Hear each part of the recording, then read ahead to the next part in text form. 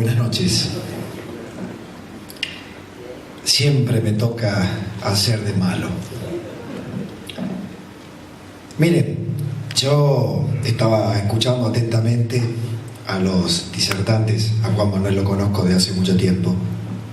Su trabajo es impecable, pero fundamentalmente por el equilibrio que busca entre la rigurosidad, numérica y la necesidad de los que escuchan los diagnósticos económicos de tener una puerta de salida, como terminó muy bien explicando.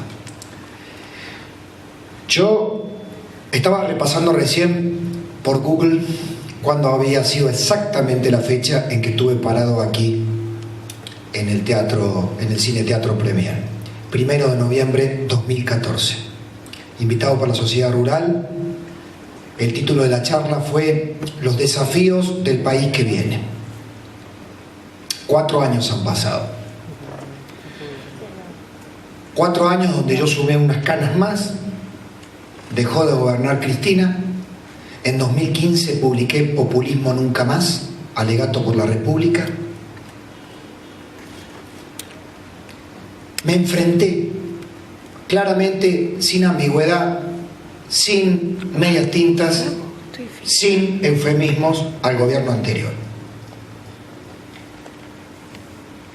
La primera invitación que les voy a hacer es que elijan.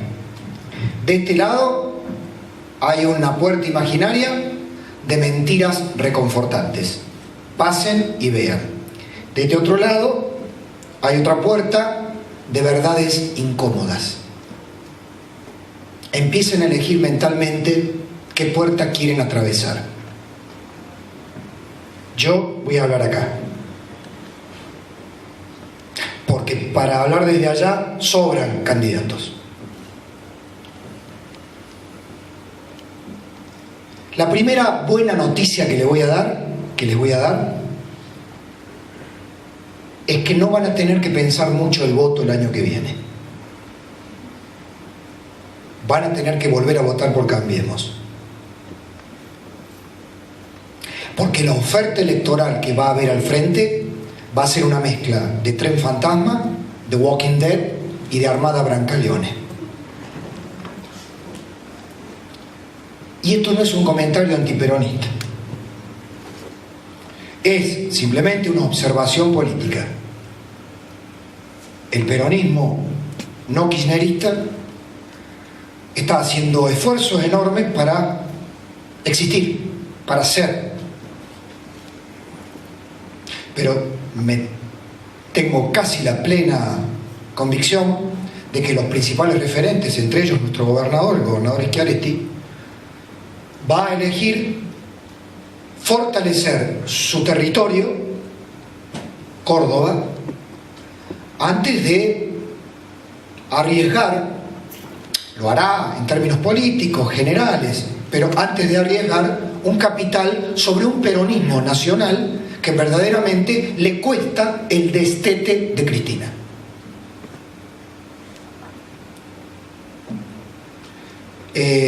Hoy por hoy el peronismo no kirchnerista tiene más adjetivos que votos. Es republicano, es federal, es no kirchnerista, pero hace falta que aparezca. Después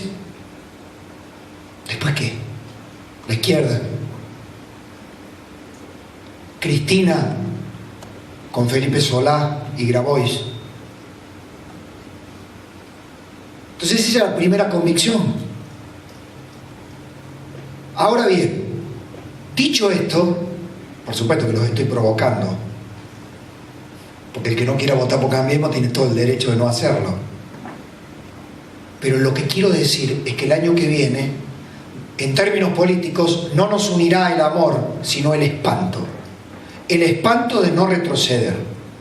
Pero también tendremos, por estos números y algunas otras, yo le agregaría algunas otras realidades, no nos unirá el amor por las modificaciones que se hayan hecho en estos 3 años de primera gestión del presidente Macri.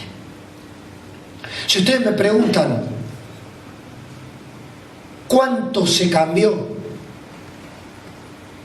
y yo le tendría que decir con honestidad brutal, mucho en la intencionalidad, poco en los hechos.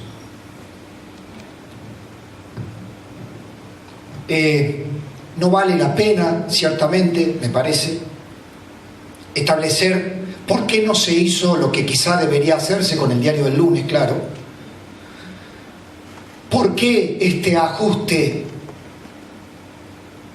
de hoy? ¿Por qué esta devaluación de la moneda nacional se produjo de la forma en que se produjo? ¿Por qué este déficit desesperado que necesita cerrar Duhovne para cumplir con el Fondo Monetario Internacional se hace a las trompadas, contrariando promesa de campaña de alivianar los impuestos, de quitarle el peso al sector privado, de reducir el gasto público? ¿Por qué? ¿Por qué, presidente? ¿Por qué? Porque se decidió el camino más fácil. Sí, el único camino, dice el presidente. Yo le digo, no, señores, no era el único camino.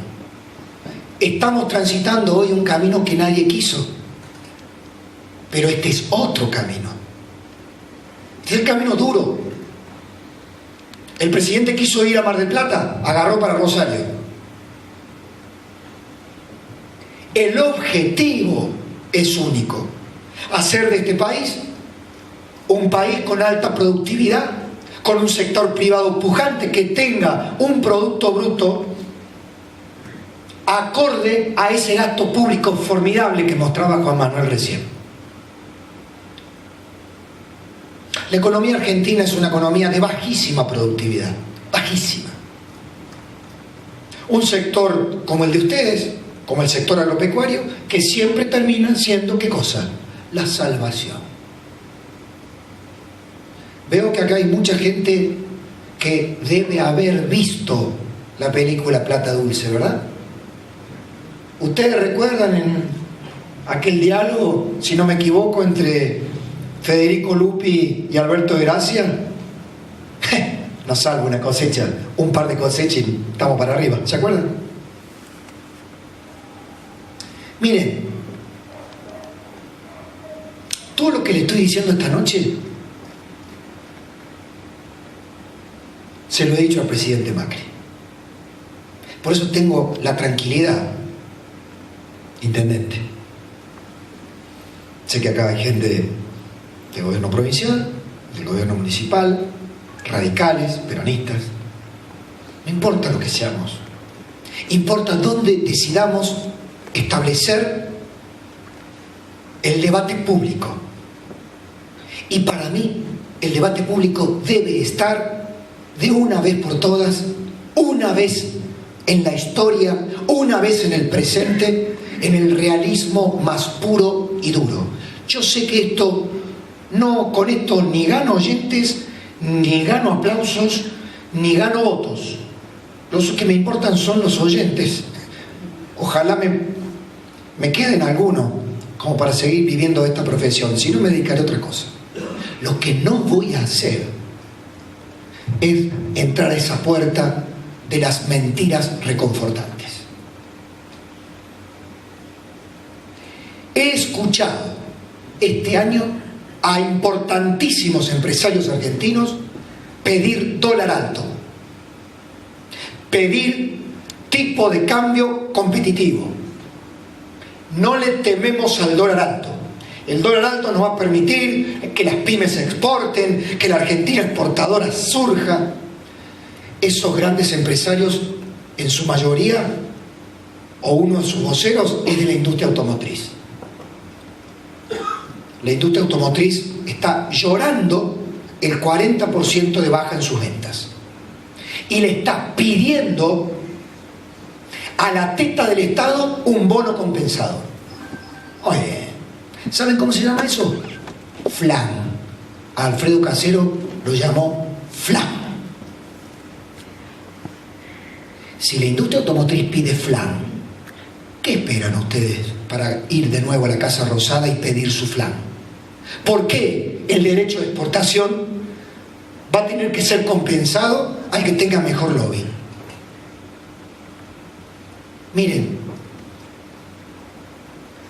yo sé que cuesta mucho el realismo y yo sé que cuesta mucho desilusionarse, ¿no?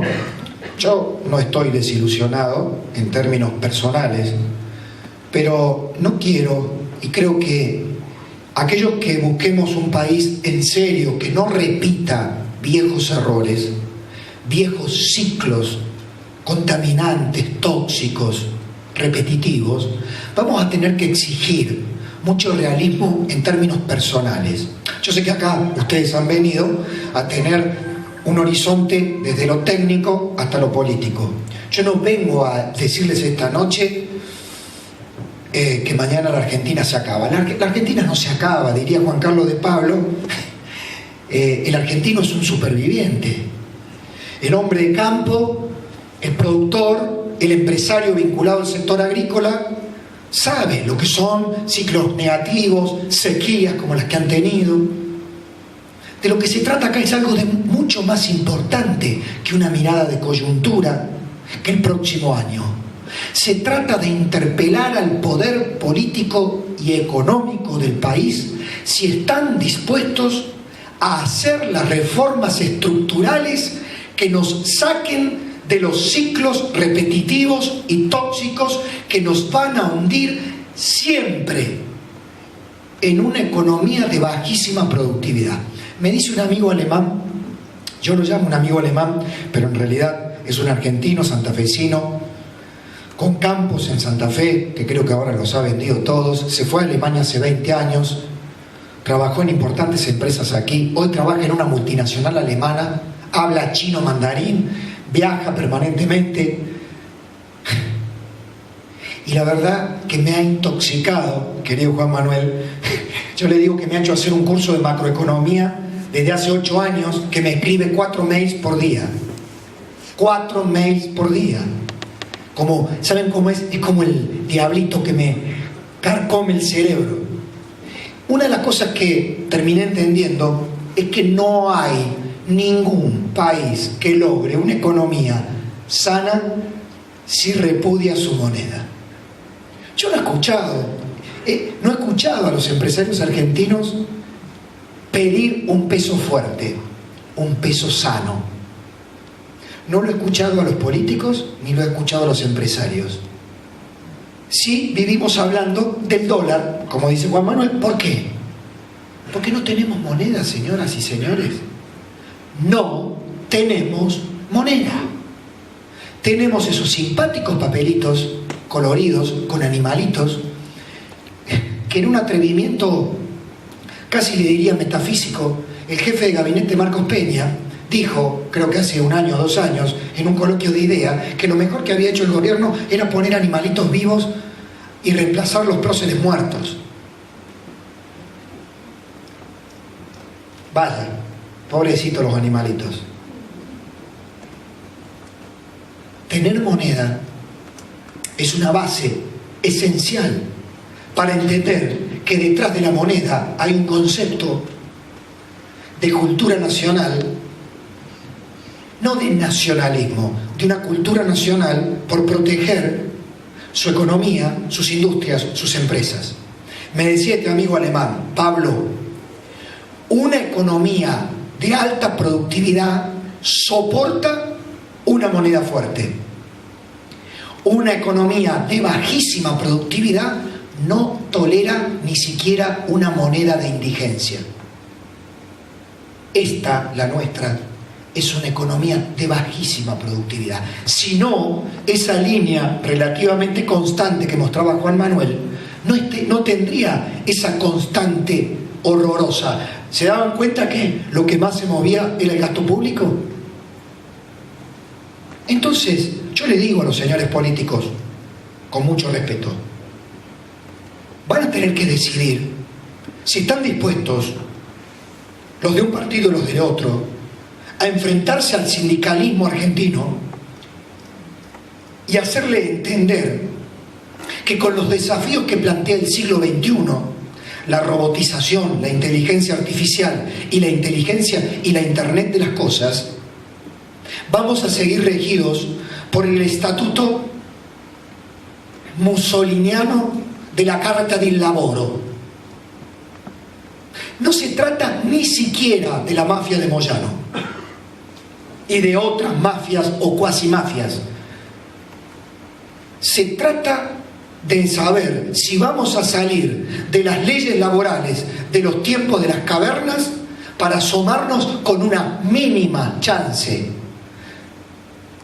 a un tsunami tecnológico, humano y científico que está globalizando de prepo todas las economías, las buenas, las malas, las de alta productividad y las de baja productividad.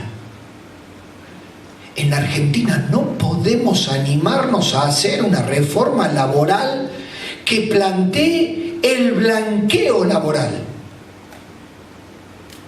¿Me equivoco o el blanqueo laboral todavía no salió? No, no salió.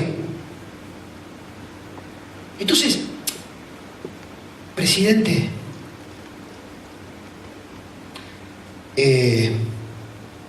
respuestas. Son 70 años de populismo, Pablo. Vos lo deberías saber mucho más que muchos otros, porque escribiste sobre eso. Sí, presidente. Pero no es sobre el diagnóstico que yo quiero hablar. Es sobre los instrumentos para salir. Son 70 años de populismo, son 70 años de malas prácticas. Por eso hacen falta esfuerzos extraordinarios, recursos extraordinarios, políticos, intelectuales, técnicos, para conjurar esa herencia maldita. ¿Algo de eso se ha puesto en movimiento? Yo le voy a decir también lo que es una descripción política dura. El gobierno del presidente Macri nunca terminó de convencerse de que tenía el poder dado por la población que lo votó para llevar adelante esa grandiosa transformación exigida. Siempre se vio a sí mismo con la cuenta de los legisladores en minoría que tenía en el Parlamento. Pues bien, en el año, vamos a hacer un poquito de historia. ¿Cuándo debería haber sincerado Macri la herencia recibida? Cuando asumió. Cuando asumió no sabía ni siquiera lo que tenía. Es incómodo y es doloroso y parece hasta perverso de mi parte, de tanto en tanto ir a YouTube y recuperar una entrevista que le hice a Mauricio Macri en hora clave en octubre del año 2015 cuando era candidato. Le pregunté textual: ¿cómo recuperás el valor de la moneda? Muy simple, Pablo. Con un plan antiinflacionario. En el segundo año estamos con inflación de un dígito. Eso es lo más fácil. Por mis 4 hijos. Esa fue la respuesta. El presidente Macri estuvo mal asesorado. Se generó un consenso alrededor de la salida de la crisis y ganó el consenso de que el gradualismo al estilo de como lo planteaba el presidente y el gobierno de Cambiemos iba a tener éxito. ¿Qué lo garantizaba el éxito? Una sobredimensión de las expectativas que iba a generar un cambio de gobierno y una subestimación de la herencia recibida. Sobreestimación de mis capacidades, subestimación de mis problemas. Si ustedes, como decisores de inversión en sus campos, sus empresas, hacen un diagnóstico de esas características, ¿qué ocurre? ¿Qué ocurre? Se funde. Exactamente. A ver, Pablo, a esta altura, por favor, tírate una buena. Las buenas intenciones de este gobierno en muchos aspectos son muy importantes. En obra pública se ha buscado transparentar los mecanismos de un sistema corrupto por donde lo miren y lo den vuelta. El ahorro del costo de la corrupción en la obra pública, la hiperactividad del ministro Dietrich es loable verdaderamente. El esfuerzo y el norte puesto en la recuperación de una infraestructura obsoleta, precaria, retrasada, inexistente, una estafa como fue el kirchnerismo, de cabo a rabo. Yo no puedo hablar más de kirchnerismo. ¿Hace falta que hablemos más de kirchnerismo? ¿Verdad? No. Solo falta que termine presa la jefa de la banda. Nada más. Nada más. Y aún aunque termine presa la jefa de la banda, el daño ya está hecho. Porque le quiero recordar que en el año 2007, no en Córdoba, pero en otra parte, en una buena parte productiva de este país, Cristina fue votada por amplia mayoría. Eso le recordé a algunos amigos en Rafaela de la Sociedad Rural cuando fui a dar una conferencia en el año 2008. Señores, los productos políticos que nos gobiernan son responsabilidad de nosotros mismos. ¿Qué le reprocho al gobierno? No le reprocho que combata el narcotráfico como pueda y como quiere, con la ministra Patricia Bullrich, trabajando codo a codo con el gobierno de Córdoba, con el gobierno de Santa Fe. Digamos, ¿hay buenas intenciones? Sí. ¿Hay propósitos loables? Sí. ¿Hay libertad de prensa y nadie nos viene? Sí. ¿Qué les dije hace un rato? Que van a tener que votar muy probablemente por el gobierno de Cambiemos, por un nuevo mandato, y esperando que el peronismo alternativo genere una masa crítica que estimule al pueblo peronista, que no se va a borrar de un plumazo, a encontrar una alternativa mejor que la vuelta de la jefa. Pero lo que nos está debiendo este gobierno y la clase política argentina es todavía ese gran consenso para encarar las reformas de fondo. Vuelvo al llano.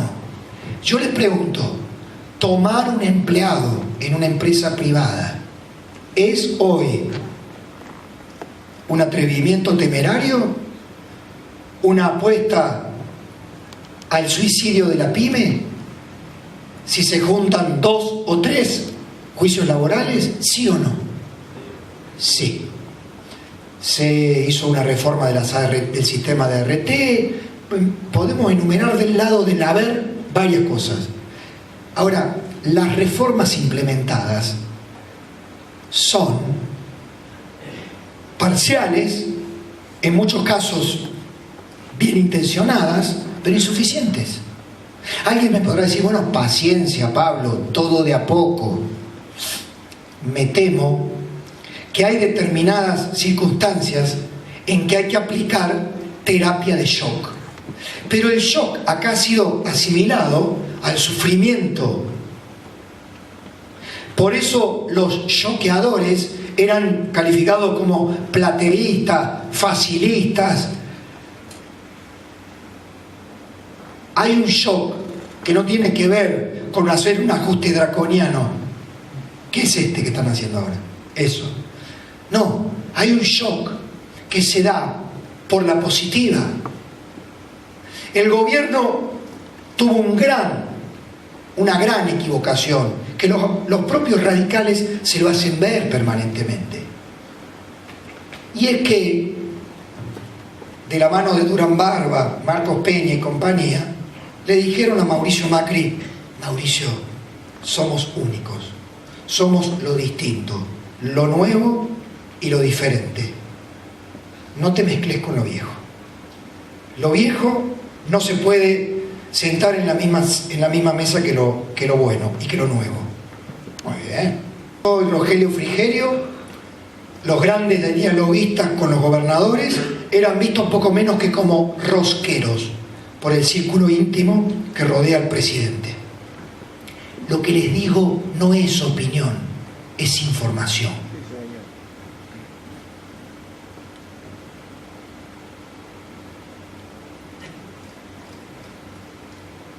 En esa soledad del poder, soledad buscada, la soledad de los elegidos, la soledad de los impecables, la soledad de los únicos, el poder político de transformación se vuelve así. ¿Qué pasó con la reforma previsional? Estéril, por cierto, porque hoy a la vista